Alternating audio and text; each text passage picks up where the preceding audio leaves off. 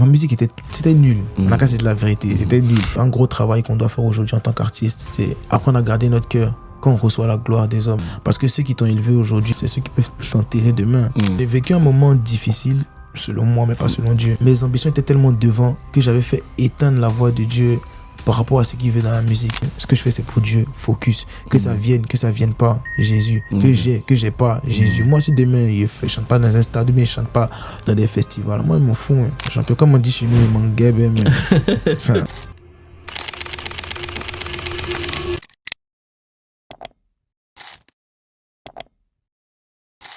Bonjour mes frères et sœurs, j'espère que vous allez bien. Bienvenue dans l'émission Grunt, émission qui rassemble, justement où on a l'occasion de rencontrer, de recevoir différentes personnalités. Et aujourd'hui, j'ai l'occasion de recevoir un frère, un jeune, un Nouchi. Je vais laisser se présenter mon frérot. Est-ce que tu peux te présenter s'il te plaît pour ceux qui ne te connaissent pas? Ok, du coup, moi c'est Jace, 23 ans, jeune Nouchi comme il a si bien dit, artiste gospel urbain. Et ça fait depuis 2020 que je suis dans la musique chrétienne, que je fais de la musique chrétienne en soi. Ok, d'accord. Donc voilà, depuis ma conversion, j'ai accepté Christ en 2020, août 2020. Et voilà un peu. Ok, merci mon frère. Avant de commencer, moi je vais t'offrir un petit cadeau. C'est un t-shirt en temps de paix. Ils font les cadeaux ici. Ah, c'est ça, hein. on accueille les gens bien. En tout cas, merci à votre. C'est un petit cadeau, en fait, c'est simplement, c'est une partie de moi, c'est une partie de mon histoire, tout simplement. J'étais dans une période où j'étais pas bien, et justement, en temps de paix, cette phrase-là m'est venue comme un cri de cœur. Et donc, c'est d'où est sorti ce t-shirt-là. Merci beaucoup. Ce slogan. Il a porté ça avec gloire. Pas de souci. Ok, mon frère, pour commencer, j'aimerais bien apprendre d'abord à te connaître. Est-ce que tu peux nous en dire un peu plus sur toi? Qui était le jeune Nouchi étant plus jeune? Bon, étant plus jeune, il faut savoir que je suis né à Londres. Ok.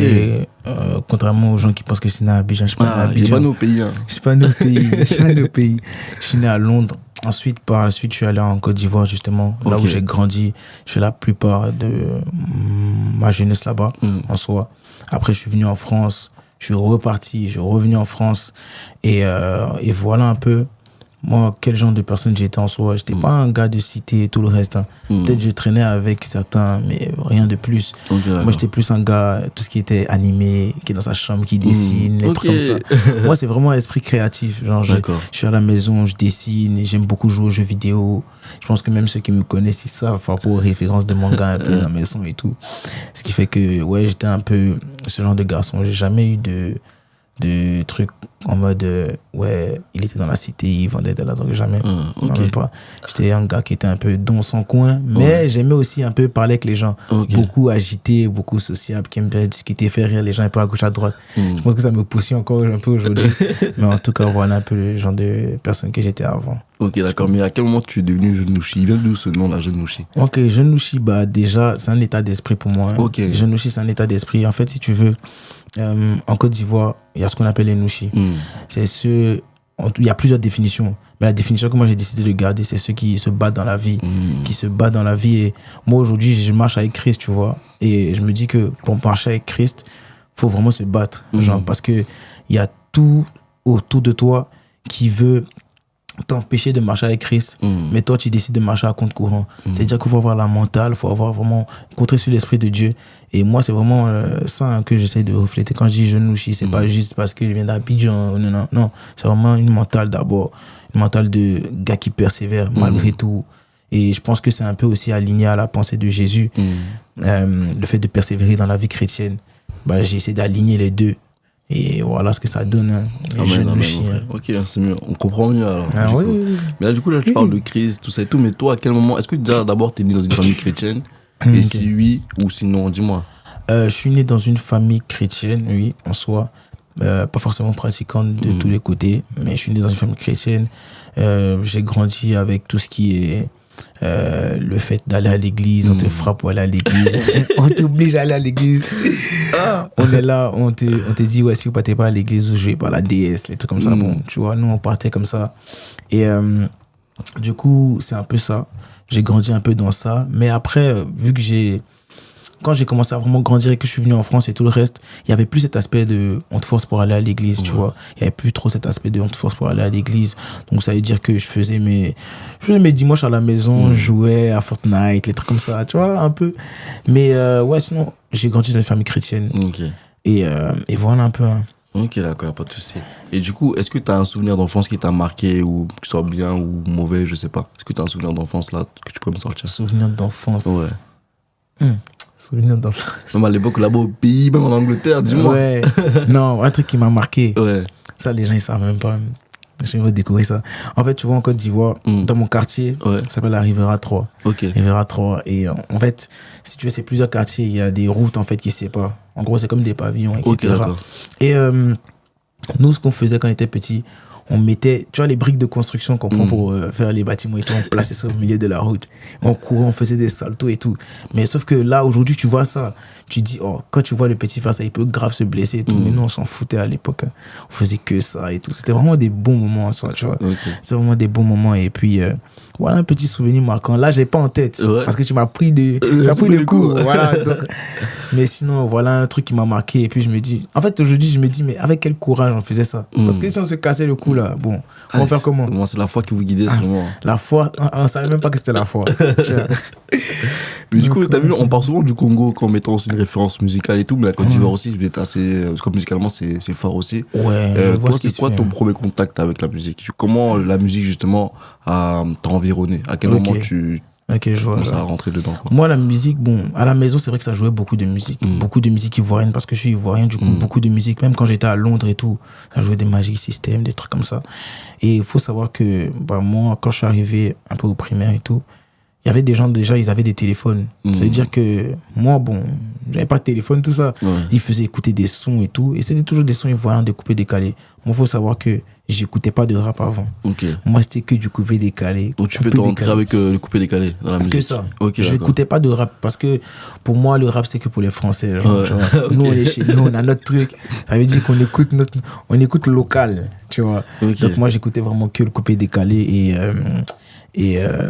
et franchement, j'ai grandi avec ça. Okay. J'ai grandi avec ça. C'est bien plus après, quand je suis venu en France, que j'ai découvert le rap. Tu vois, c'est à partir de là que j'ai découvert le rap. Et pour moi, c'était dinguerie. Tu vois, j'ai découvert le rap avec certains artistes, que ce soit Gradure, des trucs comme ça, Migos. Tu vois. Du coup, t'as découvert le rap avec la trappe? Oui, voilà. Ok, d'accord. J'ai vraiment commencé avec ça. Pas en mode, pas le rap qu'on voit aujourd'hui, tu vois, mais vraiment la trappe que j'ai vraiment commencé à écouter. Moi, mais je savais même pas que c'était la trappe. J'écoutais, mais je savais même pas que c'était ça. Mais vraiment, du coup, je pense que tu viens de révéler un truc comme ça. Hein, parce que quand je vois qu'aujourd'hui, j'aime beaucoup la trappe, je mélange un peu. C'est peut-être son premier pied d'entrée avec le rap français. En fait, c'est la trappe directement. C'est ça. Je crois que c'est quoi, 2012, 2013. C'était quelque chose. En fait, il n'y avait que ça, en fait. Ouais, mais du coup, toi, là, tu parles en français, mais du coup, tu étais branché plus rap français que rap américain? En fait, j'étais branché un peu des deux. Mais c'est plus quand j'ai grandi que je me suis un peu penché plus vers le rap américain que le rap français. Ok, d'accord. Carrément, à un moment, mais j'étais un militant du rap américain. Moi, j'ai commencé à dire, les Français, ils font que s'inspirer de nous et tout le reste, alors qu'en vrai, bon, c'est peut-être vrai, mais voilà, quoi. Genre, ok. Mais du coup, toi, c'est quand tu commences à passer de auditeur à vas-y, je commence à rapper, je commence à écrire déjà des sons. À quel moment ça se passe? Faut savoir qu'il y a mon cousin. Il s'appelle Axel. Big up à toi. Si tu passes dans le podcast, big up à toi. Si tu veux, on aimait beaucoup la musique. T'as vu, comme je t'ai dit, on a découvert à l'époque de Nino. Et il faut savoir que moi, quand je suis allé en France, lui, il était à Abidjan. Et quand je suis revenu à Abidjan, je lui disais, il y a un nouveau rappeur en France en ce moment-là, il cartonne de ouf et tout, c'est lui. Écoute, je te promets qu'il va percer dans les années qui arrivent. Mon cousin, il est là, il dit, oh, va là-bas avec ton rap français, là, qu'on n'écoute pas ça. Maintenant, il commence à écouter, il commence à consommer. Et je vois, il commence à s'accrocher. Ça veut dire que nous aussi, on commence à être un peu touchés. On dit, vas-y, on va écrire des petits textes, on prend des prods un peu. Tu vois, les prods de YouTube, tu vois, tu tapes rap prod sur YouTube et tout. On commence à écrire un peu des textes et tout. Et on a trouvé goût, on a pris goût à ça. Et par la suite, du coup, on a essayé de faire un duo. Du coup, un duo qui n'a pas forcément duré parce qu'en soi, on était petits, on savait pas forcément. Et la première fois où j'ai fait du son, c'est quand je suis allé en studio avec un de mes frérots. Je suis allé en studio et là-bas, on a décidé de faire un feat. On a décidé de faire un feat et c'est à partir de là que j'ai commencé le son, tu vois, vraiment. Le son, il est sur SoundCloud encore, même. Ah, donc encore là, mais vous n'avez pas trouvé les archives. Mais ouais, c'est en studio avec lui. En fait, ils m'ont challengé en fait, tu vois, le fait d'écrire, écrire, ils m'ont dit ouais, faut faire un son et tout, faut faire un son. Et à partir de là, j'ai dit bon, pourquoi pas aller au studio, faire un truc et puis voilà. Et puis ouais, et puis après c'est parti. Ouais, c'est parti comme ça. Okay. Mais du coup, à quel moment à quel moment tu rencontres le Seigneur, et à quel moment tu te dis que ma musique sera pour le Seigneur? Déjà, moi, je rencontre le Seigneur en 2020, comme je t'ai dit. Ok. Et il y a eu plusieurs événements qui ont fait que j'ai rencontré le Seigneur. Mais il y a un événement vraiment qui m'a marqué. C'est pour ça que je défendrai toujours le rap chrétien. C'est l'époque David O'Keefe. Quand il s'est converti, il a commencé à rapper et tout. Sauf que moi, en fait, ça m'a grave touché. T'as vu? Ça m'a grave touché. Ça veut dire que à partir de là, j'ai commencé à écouter. Et petit à petit, ça crée quelque chose en moi. Ça veut dire qu'un jour, bam, je fais prière du salut. Je ne savais même pas que c'était prière du salut. Mon meilleur fait, mais c'est même pas que c'est prière du salut. Je fais la prière du salut et tout. Et je sens comme en moi, genre, c'est vrai que tu faisais de la musique avant. Bon, après, moi aussi, j'avais pas d'auditeur avant. Ma musique c'était nul. La cas, c'est de la vérité. C'était nul. C'est pour ça, aujourd'hui, quand on me dit, ouais, tu es fort et tout, je dis, c'est Dieu. C'est pas moi. T'as vu? Parce qu'avant, j'avais un niveau qui est différent de celui que j'ai aujourd'hui. Donc, pour revenir à ça, je disais que du coup, voilà, j'ai fait la prière du salut. Je savais même pas que c'était la prière du salut. Et par la suite, j'ai dit que tout ce que je fais, normalement, ça doit glorifier Dieu. Parce que j'ai décidé de marcher avec Dieu automatiquement. Parce que j'ai pas eu des gens qui sont venus me prêcher l'évangile ou autre, tu vois. C'est vraiment la conviction personnelle, tu vois, et intérieure. Et ce qui fait que, à partir de là, j'ai commencé à faire des petits sons. Moi, je te mens pas. Au début, quand j'ai fait du son, je savais pas, il y avait l'aspect de gagner des âmes et tout. Tu vois, pour moi, quand je faisais de la musique au début, c'était un signe de reconnaissance. Par rapport à ce que Dieu a fait pour moi. T'as vu? C'est-à-dire, je faisais ma musique. Moi, s'il y avait des auditeurs ou pas, je m'en fous. Tu vois? Et moi, tant que ça touche le cœur de Dieu, c'est bon. Tu vois? Et après, justement, j'ai eu à rencontrer des personnes qui m'ont expliqué que voilà, la musique, c'est gagner des âmes, c'est ça. Tel aspect. Ce qui fait que j'ai eu à avoir si tu veux, un renouvellement au niveau du système de pensée par rapport à la musique chrétienne que je fais, tu vois. Ce qui fait que aujourd'hui, je sais mieux pourquoi je le fais. Avant, c'est vrai que je faisais pour une bonne cause, mais c'était pas complet, tu vois. C'est vrai que tu le fais pour Dieu, par reconnaissance pour Dieu, mais il y a l'aspect aussi derrière, ça parle aux gens. Il y a des gens qui ont le même témoignage que toi, il y a des gens qui se sentent touchés par ce que tu fais, par la personne que tu es, que tu transmets au travers de ta musique. C'est-à-dire que c'est à partir de là, je me suis dit, ça a glorifié Dieu et voilà, on y va. Hein. Okay, je n'ai pas forcément fait un type de je donne ma vie à Christ parce que je rappais dans le monde, je rappe maintenant. Non, je me suis dit d'abord, vu que je savais faire ça, bon, je ne vais pas chercher à me créer une carrière parce que moi, je n'avais même pas cet aspect de carrière dans ma tête. Je ne vais pas me chercher une carrière en Christ.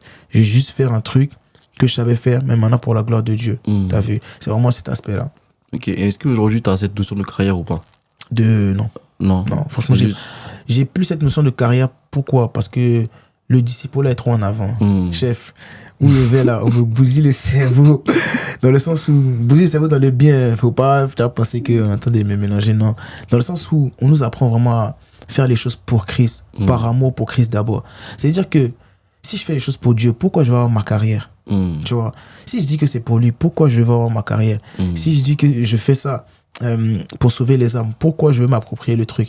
T'as vu, c'est comme tout à l'heure, comme tu me le disais, en vrai de vrai, c'est la carrière à Dieu, genre en mode, c'est pour Dieu, ça appartient à Dieu, moi je suis juste le gardien de ça, je dois juste m'assurer de bien faire les choses derrière, comme il me dit de faire, tu vois, et c'est tout, ça m'appartient pas en vrai. T'as vu, donc aspect de carrière, non, parce que je pense pas qu'en vrai, nous aussi les artistes chrétiens, on doit être comme les artistes mondains, dans le sens où on a cette notion de sacerdoce, t'as vu, la musique, ce qu'on fait, c'est sacré, ça sauve vraiment des vies. En fait, c'est pareil, il y a un pasteur qui prêche un message, t'as vu. Mais sauf que nous, on fait ça derrière des instrus. Ça veut dire que, non, franchement, je vois pas l'aspect de carrière. T'as vu, peut-être tu peux avoir des objectifs et tout. On ne dit pas non, mais que tes objectifs ne soient pas au-dessus des objectifs que Dieu a pour toi. Tu vois, c'est ça. Ah mon Dieu, tu parles, hein? Non, c'est pas moi. Oui. Non, mon frère, tu as raison. Bien enseigné. Amen. Mais en vrai, gloire à Dieu. Mais tu sais, parce que là, en vrai, t'as vu, là, tu vas parler de comment tu as donné ta vie à Christ. Mais est-ce que toi-même, tu as pu remarquer un avant-après Christ? Est-ce que dans ton comportement, dans ton attitude, même dans ton entourage, est-ce que tu as pu voir l'impact que Jésus a pu avoir sur toi ou pas du tout? Peut-être je suis sur ta vie. Ok, ouais, même en vrai, j'ai vu. Hein. J'ai vu parce que avant, si tu veux, moi, j'étais grave colérique. Je m'énervais pour un rien. Bon, au jour d'aujourd'hui, je pense que je suis encore dans le processus, tu vois. Je vais pas dire j'ai totalement changé, ce serait te mentir et tout. Mais je sais que il y a un avant et un après, tu vois. Et dans plein d'autres aspects de ma vie, tu vois. Avant, si tu veux, j'étais aussi en dépendance affective, mais amicale, tu vois. J'aimais trop que les gens soient autour de moi et tout le reste. L'approbation des hommes aussi. En fait, moi, je pense que le travail de Dieu n'est pas encore fini sur moi par rapport à ça. Je pense que je suis encore dans le processus, mais on peut voir clairement un avant et un après, tu vois. Parce que à l'ancienne, où j'arrivais pas à me séparer des gens, bah aujourd'hui, j'ai beaucoup plus de facilité, par la grâce de Dieu, à me séparer des gens qui sont peut-être pas forcément bien pour moi, tu vois. Et moi, c'est un grand changement pour moi, tu vois. Peut-être quelqu'un de lambda dirait que bon, ça c'est un truc, voilà, c'est normal à tous, mais je pense que chacun a son renoncement, chacun a des choses auxquelles il doit se séparer, qui sont pas forcément faciles, chacun a ses combats, tu vois. Le but, c'est pas forcément de juger, mais que chacun gère ses combats, en fait, tu vois. Donc, c'est un peu ça. C'est un peu ça. Qu'est-ce que, selon toi, est le principal, je sais pas moi, piège qu'un artiste chrétien peut avoir aujourd'hui? Il y a plein de pièges. Est-ce que tu as un piège à me donner au moins? Il y a plein, je te promets. Il faut me donner plein alors. Okay. Le premier piège, c'est de faire comme tout le monde. Parce que les gens te disent de faire comme tout le monde. En fait, quand tu es un artiste, tu dois comprendre aussi que c'est vrai que tu es un disciple, mais l'esprit en toi qui est illimité, normalement, peut te pousser aussi à créer. Ça veut dire que toi, tu vas faire de la musique, mais en fait, au lieu de faire de la musique propre à toi, comme le Saint-Esprit t'inspire, tu vas commencer à copier un peu les autres. Moi, je crois vraiment que quand Dieu te fait, il te fait unique à toi-même, tu vois. C'est-à-dire qu'il met des choses en toi où les gens en face pourront se calquer à toi, tu vois, pourront se reconnaître en toi. Et c'est important d'utiliser tout ce qu'on a en nous aussi pour pouvoir retranscrire dans la musique. Un exemple tout bête. Moi, je suis un gars, j'aime bien les animés, j'aime bien, etc., etc. C'est des trucs aussi que j'essaie de mettre en avant parce que je sais qu'il y a un certain public que ça peut toucher, comme d'autres que ça ne peut pas toucher, tu vois. Il y a ça. Du coup, l'approbation des hommes, comme je peux dire aussi. Il y a le fait de ne pas... qu'est-ce que je peux dire encore? Il y a l'approbation des hommes, il y a ça. Il y a l'aspect où, voilà, t'approprier la gloire de Dieu. Dans le sens où, quand tu le fais par l'Esprit de Dieu, normalement, tu dois rendre gloire à Dieu. Mais en fait, vu que les gens sont à chaque fois en train de te dire, t'es fort, waouh, ce que tu fais, c'est bien, c'est bien. En fait, vu que tu protèges pas ton cœur, tu commences à prendre cette gloire-là. Et c'est là que tu commences à dérailler. C'est là que tu commences à dérailler, tu vois. Et c'est ça qui est le problème. Parce que quand tu voles la gloire de Dieu, bah, après, le Seigneur, il n'est pas content, tu vois. Il n'est pas content. Et ce qui fait que demain, tu t'étonnes de ne pas monter, tu t'étonnes de ne pas forcément évoluer, mais c'est parce que tu voles la gloire de Dieu, tout simplement. Et je pense que c'est un gros travail qu'on doit faire aujourd'hui en tant qu'artiste, c'est apprendre à garder notre cœur quand on reçoit la gloire des hommes, tu vois. Parce que ceux qui t'ont élevé aujourd'hui, c'est ceux qui peuvent t'enterrer demain, tu vois. Ils vont te dire aujourd'hui tu es faux, ils vont te dire, si tu t'attaches à ça, demain quand tu as fait un truc qui est pas bien, ils vont te dire, oh, il vaut rien lui là. Surtout les Ivoiriens, ils sont trop forts dans ça. Ils peuvent te mettre en dépression. Ouais, lui là, non, il est trop fort, il est plus fort que tant. Aujourd'hui, tu as fait un truc qui n'a pas trop pris ou bien tu as essayé de sortir un peu de ta DA de base. Oh non, il vaut rien. Oh non, lui là, il est fini. Oh non, lui là, tu vois. Donc, si tu t'attaches ton cœur à tout ça là, c'est danger pour toi. Danger. Mais du coup, comment garder son cœur alors? Comment garder son cœur? Il y a trop de choses à mettre en place. Déjà, moi je pense que pour garder son cœur, il faut avoir des personnes autour de toi qui te font avoir la tête sur les épaules. Tu vois. Déjà, fais comprendre que champion, tu es rien. Moi, par exemple, comme ça, j'ai des amis à moi, des intimes et tout, ils me font comprendre que, en fait, à chaque fois dans nos discussions, quand on parle de ma musique, ils font toujours ressortir le fait que c'est Dieu qui fait et pas moi. T'as vu? Amen. Déjà, ça me permet de garder ma tête sur les épaules. Tu vois? C'est ce qu'on dit, non? Tête sur les épaules. C'est ça. Il faut permettre de garder la tête sur les épaules. Comme on dit, des bonnes d'humilité. Il faut toujours avoir des gens autour de toi qui savent te dire la vérité. Là, tu prends la gloire. Là, c'est pas Dieu, tu glorifies. En fait, il faut avoir des gens qui sont sincères autour de toi. Sinon, tu es mort déjà dans le film. Deuxièmement, on dit de garder ton cœur. Il faut apprendre à garder ton cœur, tout simplement. Dans le sens où tu fermes tes oreilles à ce que les gens peuvent dire. Comme j'ai dit tout à l'heure, les gens peuvent dire, ils peuvent tout dire. Waouh, quand tu as chanté, là, je pensais que les anges étaient descendus. Quand tu as chanté, là, vraiment, il y a l'impression qu'il y a un dragon qui passe à côté. Tu as des trucs comme ça, les gens pour te saucer et tout. Mais alors que c'est l'Esprit de Dieu qui fait en toi, t'as vu? C'est-à-dire que toi, apprends à fermer tes oreilles par rapport à tout ça. Quand les gens parlent, dans ton cœur, tu dis gloire à Dieu, gloire à Dieu, gloire à Dieu. Ou quand c'est comme ça, là, tu écoutes la personne te glorifier. Tu dis non, gloire à Dieu et tout. Et en fait, tu écoutes amen, amen, amen. Tu attrapes son épaule, amen, amen, c'est bon. Et en fait, tu rends gloire à Dieu constamment. Comme ça te fait pas tomber dans le piège de oui, c'est moi qui ai fait. C'est là tu commences à dérailler. Tu vas commencer à te dire dans les sons, tu vas commencer à te glorifier ta vie de prière. Tu vas commencer à te glorifier ta vie de jeûne. Alors que c'est par l'Esprit de Dieu. On t'enlève l'Esprit de Dieu, là, c'est gâté pour toi.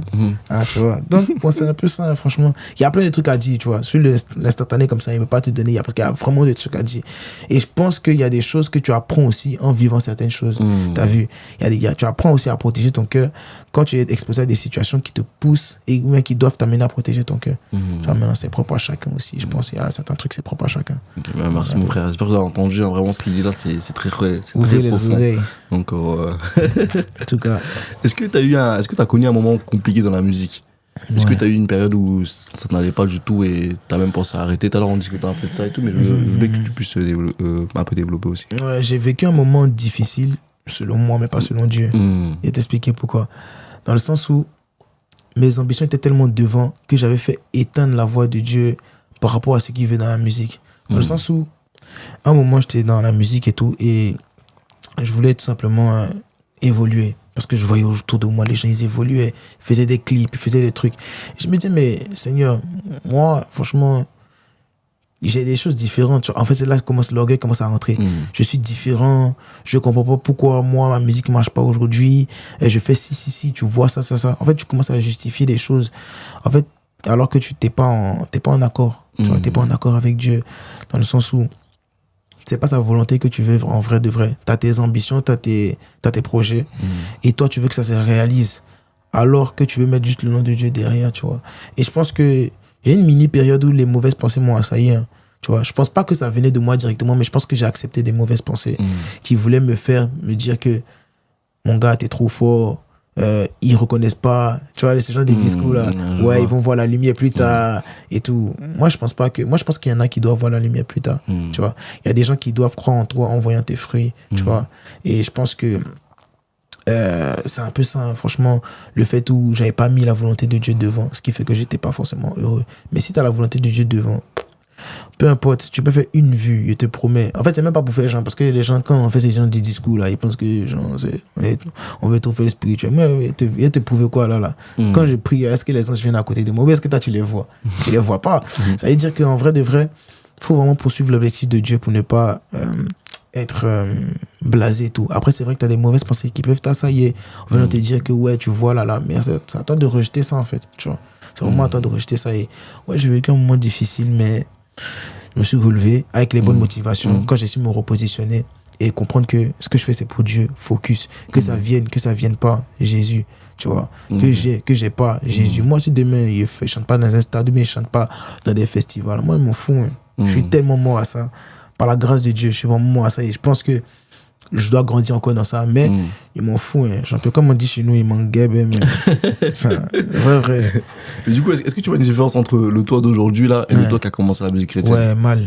Ah ouais? Mal. Je vois grave. Parce qu'avant, si tu veux, en plus, je pense que ceux qui m'écoutent avant, ils ont remarqué un peu. Avant, je faisais un peu de rap français quand j'étais dans le collectif Fast Food Music Christ. Ouais. Je faisais un peu de rap français. Des fois, je faisais un peu de rap ivoirien. Après, je revenais. En fait, j'étais instable. C'est-à-dire, je cherchais mon identité et tout.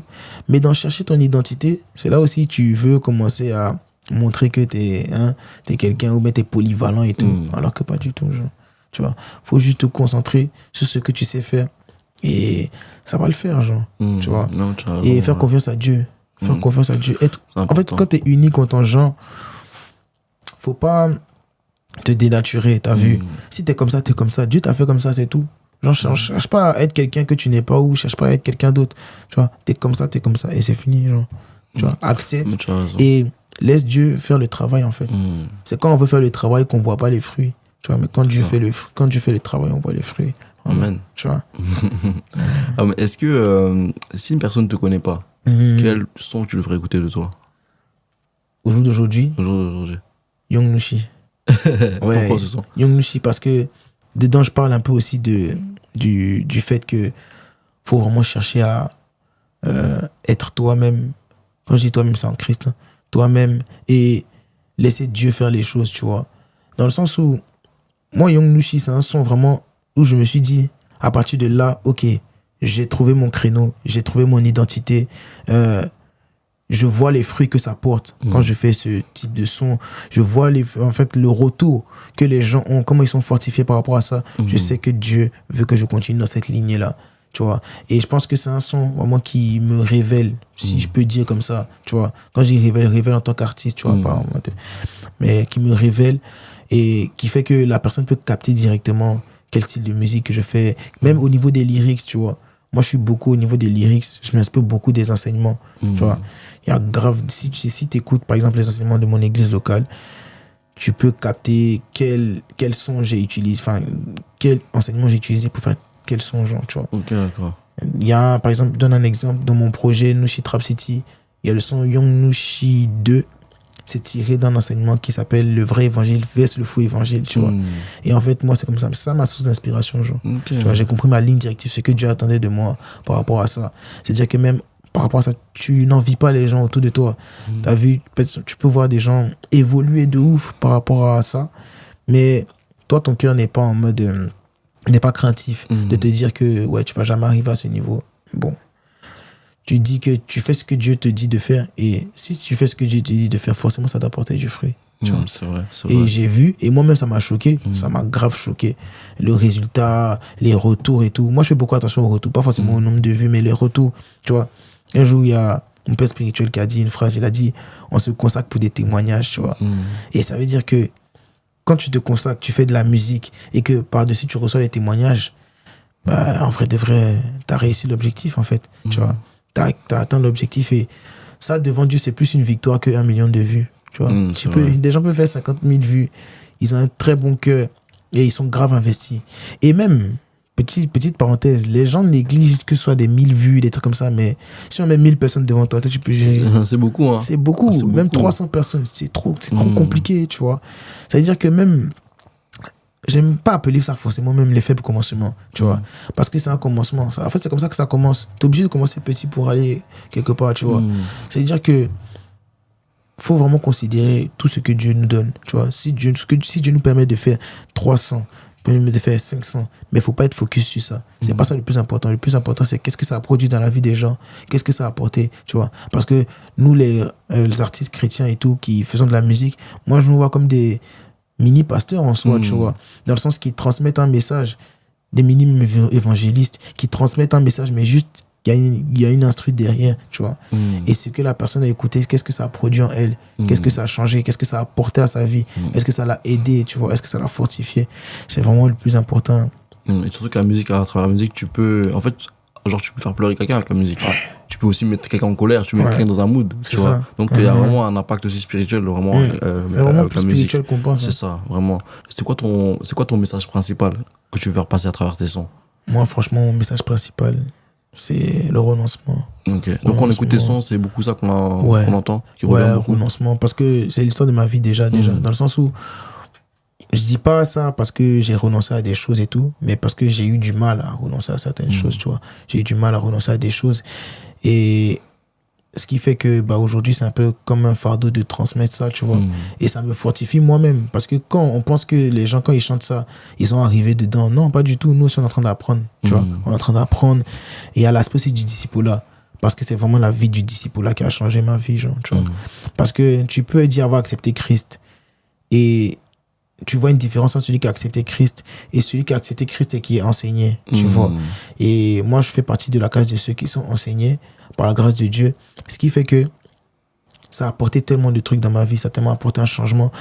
Ce qui fait que c'est ce que je veux retransmettre dans ma musique, tu vois. L'importance d'être enseigné, l'importance d'avoir une église locale, l'importance d'être un disciple, l'importance de mourir à soi, tu vois. Donc, moi, c'est un peu ça par rapport à ma musique. Est-ce que tu as un son qui résume ton cœur? Un son où vraiment tu as écrit, tu sens que ça venait tout droit du cœur, tu vois? Même si je pense que plus des sons viennent du cœur, mais est-ce qu'il y a un son particulièrement qui se démarque des autres? Il y a un son, même deux sons que j'ai sortis récemment, là. C'est des sons très différents de ce que je fais d'habitude. Et là, vraiment, j'ai écrit genre sans forcément réfléchir à quelque chose. Il y a un qui s'appelle Story et un autre qui s'appelle Mental de Nushi. Ok, ça parle de quoi? Story, c'est un peu c'est un peu un épisode de ma vie où j'étais un peu, si tu veux, en rétrogradation. Ce qui faisait que je commençais à tolérer ce que j'avais rejeté, tu vois, quand j'avais accepté Christ. Et j'explique un peu dedans, tu vois. C'est pour ça que ça s'appelle Story, c'est un peu histoire. Tu vois, c'est un son volé, un peu témoignage. Du coup, j'ai expliqué un peu que j'étais retombé le fait d'écouter de la musique mondaine et tout, mais que je me repens, je demande pardon et que vraiment je repars avec un cœur sincère. Et le deuxième son, Mental de Story, tchai, mélangé, Mental de Nushi, c'est la suite de Story, si tu veux. En fait, Story, c'est un gars qui se repent d'un cœur sincère, qui n'oublie, qui se rappelle de l'œuvre de la croix. Et Story, c'est un peu un son au sein de colère, genre. Tu t'es relevé, donc là maintenant, tu dois aller, en fait, tu vois. Tu dois vraiment faire les choses, tu dois te lever dans ta vie de prière, etc., tu vois. Et c'est vraiment ce que j'ai retranscrit au-dedans, tu vois. Par exemple, dans le son, j'ai dit, 20-25, année de la mise à part, tu vois. Ça, c'est une gimmick d'un frérot à moi, Azer et tout. Et 20-25, c'est pour dire que, là, c'est passé. Maintenant, 2025, on se consacre pour être à fond, tu vois. Que ce soit avec Dieu, dans le service et tous les aspects de notre vie, tu vois. C'est un peu un son qui encourage et tout. Mais c'est différent de ce que je fais d'habitude. Ok, même musicalement? Ouais. Ok, d'accord, je vais écouter alors. Je vais écouter, tu vas bien kiffer. Est-ce que ça t'est déjà arrivé de refuser un son ou un feat ou même un concert parce que ça a l'air à l'encontre justement de tes valeurs justement chrétiennes, tout ça? Comme ça, je m'en rappelle pas. Hein. Moi, il n'y a pas de propositions. non, en vrai, je m'en rappelle pas. Je m'en rappelle pas avoir eu de propositions comme ça. Quoique, si. C'est featuring avec des artistes mondains, tu vois. Après, c'était des potes à moi. Mais aujourd'hui, quand tu vois, ils ont un peu percé et tout. Percé, du coup. Ce qui fait que, ils me proposaient et tout. Au début, c'était au tout début, hein. Franchement, c'était au tout début, quand j'étais pas un truc dans ma foi, là. Je pouvais me permettre de faire en mode, on parle que de Dieu dans ce son, parce que j'avais pas forcément la connaissance. Mais depuis que j'ai la connaissance, là, non, je refuse, genre, tu vois. Il y en a qui m'ont proposé. Même quand j'ai reçu l'enseignement, quand j'ai reçu la connaissance et tout, il y en a qui m'ont proposé, mais j'ai refusé. J'ai refusé parce que c'est pas les mêmes valeurs, c'est pas le même style de vie. Qu'est-ce qu'on va transmettre? Parce que déjà, c'est spirituel d'abord, tu vois. Donc, non, j'ai refusé, ouais. Ok. Est-ce qu'il y a un moment donné où, à un moment de doute, où tu te demandes est-ce que Dieu veut vraiment que je rappe? Tu vois? Ouais. Tu vois, tu peux avoir des fois, on a ce questionnement en bout de route où en fait on dit est-ce que c'est vraiment Dieu qui m'a envoyé faire ça? Ouais. Tu vois? Ouais, en fait, c'était plus quand j'étais triste de pas avoir ce que je voulais, tu vois. Ce qui faisait que je me disais, mais est-ce que vraiment Dieu veut que je fasse ça, vraiment, tu vois? Est-ce qu'il m'appelle à faire ça? Est-ce que je m'invente pas aussi? Est-ce que tous les jours, hein, j'ai des doutes, tu vois. Il y a toujours des doutes. C'est toujours des pensées qui vont venir t'harceler par rapport à ça. Mais si tu as confiance en ce que Dieu a mis en toi et tu as confiance en Dieu d'abord, tu verras que ça portera du fruit et tu vas te dire pourquoi laisser quelque chose qui porte du fruit, tu vois. Et moi, c'est vraiment dans cet aspect où je me suis dit, bon, ok, ce que je fais, ça porte du fruit. J'ai la conviction aussi que le Seigneur veut que je sois dans ça. Tu vois, après, il y a des pensées qui vont venir te faire douter et tout. Mais si tu restes sur ta conviction que tu as reçue de base, tu vois. Donc, ouais, c'est un peu ça. Et je voulais savoir, si tu pouvais parler à ton toi du passé, tu lui dirais quoi? Et si lui te voyait, tu penses qu'il te dirait quoi? Moi, du passé, avant Christ? Ouais, avant Christ, même étant petit, tout ça. Je pense que toi, tu diras à ce jeune Louchi-là, vraiment jeune Louchi. Non, vraie question. Je pense que les choses que je lui aurais dit, c'est d'abord... Il y a plein de choses à dire, en fait, ça passe dans ma tête comme ça. Mais l'une des choses très importantes que je peux dire, c'est d'abord apprendre à t'accepter, tu vois. Parce que j'étais beaucoup dans tout ce qui est... quand il y a un type de personne, j'essaie d'être comme eux. Quand il y a un type de truc, j'essaie d'être comme eux. En fait, je me cherchais, tu vois. Et j'arrivais pas à accepter qui j'étais vraiment, tu vois. Je pense d'abord, la chose que je dirais, c'est accepte-toi comme tel que tu es, tel que Dieu t'a créé. Et peut-être des choses que... Enfin, en vrai, c'est la seule chose que je pourrais dire. Pour le moment, c'est la seule chose que je pourrais dire. Et du coup, lui, si tu voyais aujourd'hui, là, il dirait quoi? Tu as évolué. Tu as évolué. Ouais, tu as évolué dans tous les aspects. Quand je dis évoluer, c'est pas forcément au niveau social, forcément, mais même au niveau des émotions, au niveau du cœur, au niveau de ton système de pensée. Et ouais, c'est vraiment cet aspect, je pense qu'il dirait, ouais, tu as vraiment évolué et tu es devenu un homme, tu vois. Après, bon, lui, il était jeune. Donc bon. Ok, du coup, dernière question, mon frère. Est-ce que tu pourrais adresser un mot, en tout cas une pensée, une phrase à une personne qui se sent oubliée par Dieu? Ok. Bah, faut savoir que il ne t'a pas oublié. T'es mort encore. Non, en vrai, comme la Bible le dit, hein, il est avec nous jusqu'à la fin des temps. Ça veut dire que il t'a pas oublié.